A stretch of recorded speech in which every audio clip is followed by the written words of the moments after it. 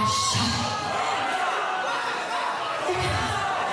இதுல வந்திருக்கவங்கெல்லாம் பார்த்தா 20 years 25 years 30 years கை மட்டும் தெரியுது. ஓகேவா?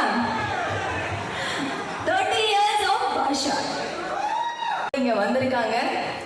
நம்ம சென்னை இன்டர்நேஷனல் ஃபிலிம் ஃபெஸ்டிவல்ல பாஷா திரைப்படத்தை இன்னைக்கு வழங்குறாங்க. பார்த்தீங்களா? அதுக்கு எவ்வளோ பெருமையா இருக்கு தெரியுமா?